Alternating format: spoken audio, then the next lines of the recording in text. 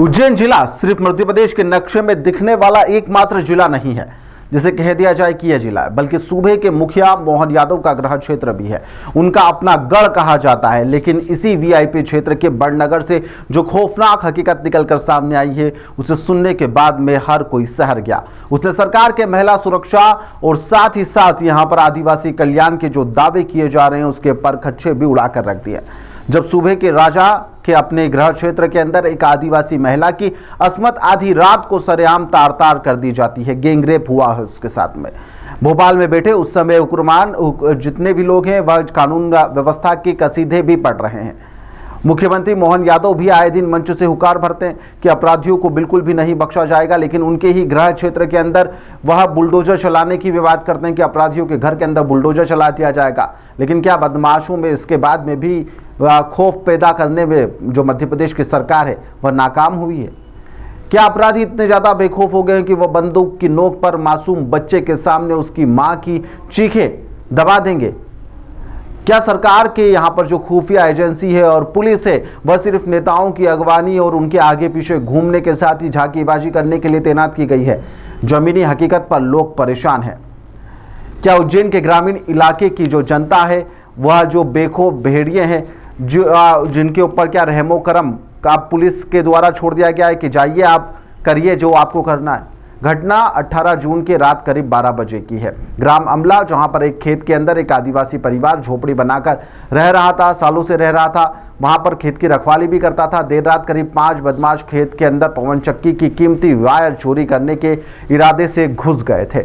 बदमाशों ने यहां पर टपरी में सो रहे पति पत्नी और उसके 12 साल के बेटे को पहले जगाया।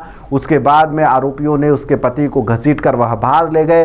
वहां पर उसके साथ में जमकर मारपीट की गई। बेरहमी से पिटाई करने के बाद में पति को वहां पर बंधक बनाकर रख दिया गया, जिसके बाद में कुछ बदमाश पवन चक्की का वायर चोरी करने लगे। इसी दौरान यहां पर चोरी की वारदात के बीच में बदमाशों की हैवानियत जो थी वह जाग उठी।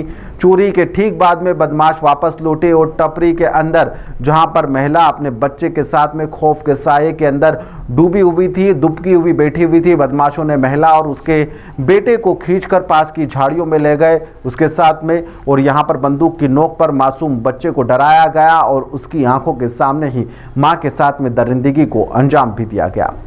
बेटा यहां पर चीख चीख कर कह रहा है कि बदमाशों के द्वारा बंदूक की नोक पर पहले पापा को पीटा गया और उसके बाद में बंदूक दिखाकर डराया धमकाया गया।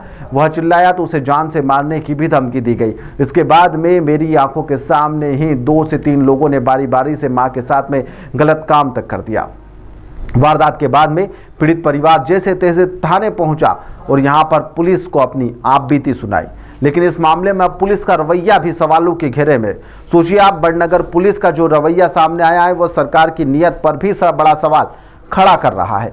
जहां पर एक तरफ पीड़ित आदिवासी जो महिला है, उसका परिवार है, उसके जो बच्चे हैं और जो उसका पति है वह रो रो कर इस मामले में गवाही दे रहे हैं कि 2 से 3 दरिंदे थे और बारी बारी से उनके द्वारा गैंगरेप किया गया है, सामूहिक दुष्कर्म की घटना को अंजाम दिया गया है। लेकिन वहीं पर पुलिस की थ्योरी कुछ और ही कह रही है।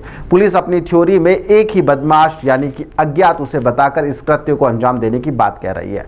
आखिर पुलिस इस जघन्य अपराध की गंभीरता को कागज पर क्यों कम करना चाहती है? क्या मुख्यमंत्री के गृह क्षेत्र में गैंगरेप जैसी वारदात दर्ज होने से सरकार की साख पर बट्टा लग सकता है, इसलिए इस मामले को दबाया जा रहा है? इसलिए यहां पर खाकी अब अपराध के आंकड़ों को मैनेज करने के लिए जुटी हुई है।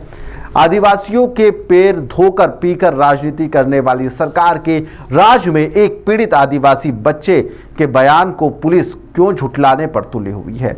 ये मामला 18-19 की रात्रि का कहा है। मुझे फरियादिया लक्ष्मीबाई अपने पति के साथ में थाना रिपोर्ट करने आई थी कि बोले हम 5 दिन पहले सुरेश माली के यहाँ पे चौकीदारी करने के लिए रुके थे, काम करने के लिए, और चौकीदारी हमने 5 दिन तक करी और 5वीं 18 तारीख की रात में कोई 12-1 बजे कोई अज्ञात बदमाश आए, 2-3 आए थे और उसके पति को पीछे गए लेके, और 1 घंटे तक 1.5 घंटे बाद तो कोई एक लड़का आया और इसकी पत्नी को पानी वानी मांगा और उसको डरा चमका के उसके साथ में खोटा काम किया। जब वो खोटा काम करने के बाद जब भाग गया वहां से, और जब उसका पति रात में वापस 1-2 घंटे बाद आया तो उससे उसकी पत्नी ने पूरी बात बताई, और बताने के बाद में ये लोग को किसी को नहीं बताया था। सेठ आया और सुबह 5 बजे दूध लेने के लिए, तो उसको भी उन्होंने घटना की जानकारी नहीं दी। फिर इनके मामा के वहां जाके बताया कि हम लोग काम नहीं करना और हमारे गांव जा रहे हैं, हमारे साथ में रात में गलत काम हो गया है।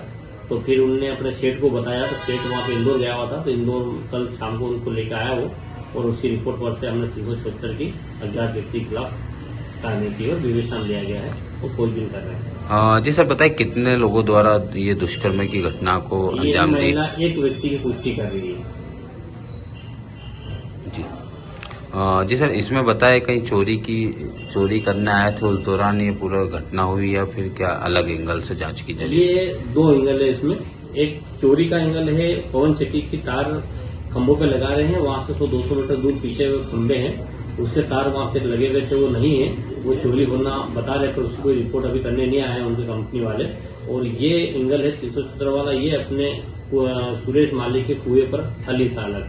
तो वो ऐसे प्रथम दृष्टा पा रहा है कि कोई चोरों में से, बदमाशों में से कोई एक व्यक्ति पानी लेने आया होगा लेने के लिए, तो वो महिला, अकेली महिला देखे उसकी नीयत खराब हुई और उसने इसके साथ में धारा चमका कर बलात्कार किया है। ये एंगल अलग है। और यहाँ पर मुख्यमंत्री जी, अगर आपके ही गृह क्षेत्र के अंदर उज्जैन के पास में यदि आदिवासी महिलाएं और बच्चे अगर सुरक्षित नहीं है, तो प्रदेश के बाकी 51 जिलों की तो हम क्या ही बात करें। वहां पर बहन बेटियों के साथ में क्या हो रहा होगा और उनकी सुरक्षा की गारंटी आखिरकार कौन लेगा? पीड़ित परिवार के गैंगरेप के आरोप को बड़नगर पुलिस सिंगल रेप में बदलने की कोशिश कर रही है, जिसके दबाव लगातार बना भी हुआ है। क्या सच को एक दबाने की कोशिश की जा रही है? पुलिस अधिकारियों पर क्या गाज गिरेगी इस पूरे मामले में? पवन चक्की जैसी कीमती सरकारी और निजी संपत्तियों को आसपास यहां पर सुरक्षा व्यवस्था क्या इतनी ज्यादा लचर क्यों थी, जहां पर कटीले तार और यहां पर हथियारों के साथ में 5 से 7 बदमाश आए और आधी रात को यहां पर तांडव मचाकर निकल गए? पुलिस को इस मामले में भनक तक नहीं लगी। रात्रि गश्त की भी यहां पर पोल खुल गई है। यह घटना सिर्फ एक अपराध नहीं, बल्कि मध्य प्रदेश सरकार और उसकी पुलिस की नाकामी का जीता जागता एक सबूत भी बनता हुआ निकलकर सामने आया है। आदिवासियों के नाम पर बड़े बड़े आयोजन किए जा रहे हैं। राजनेता आदिवासियों को याद करते हैं, अपने भाषणों में जमकर यहां पर उनकी वाहवाही की जाती है, बल्कि आधी रात को एक झोपड़ी के अंदर सुरक्षित सोने का अधिकार भी उन्हें नहीं मिल पा रहा है। अब देखना होगा कि मुखिया अपने गृह क्षेत्र के अंदर हुए इस जघन्य पाप पर क्या वाकई कोई ऐसी मिसाल पेश करेंगे जिससे अपराधियों की रूह कांप जाए, या फिर यह मामला पुलिस की बदलती हुई जो थ्योरी है उसकी फाइलों के अंदर हमेशा के लिए दफन भी कर दिया जाएगा। सब देखने लायक होगा। फिलहाल के लिए इस खबर में इतना ही। आप लोग देखते रहिए द लपेटा।